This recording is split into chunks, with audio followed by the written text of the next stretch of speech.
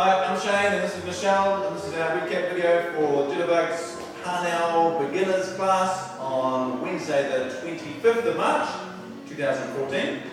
This is the third week in our block course on 6 count basics, and we did this week in a double hand hold. We started out just with a basic rock, step, step, step, and we did a block turn, rock, step, step, turn, holding on with those right hand leads, and then rock, step, unravel, and wind up into a basket. And then rock, step, unravel again.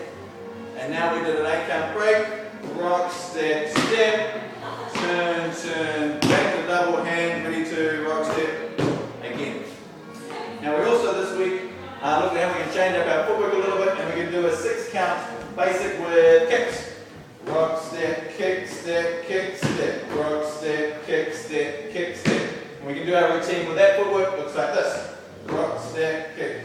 Kick, rock, step, kick, kick, rock, step, kick, kick, rock, step, kick, kick, and a rock, step, step, turn, turn.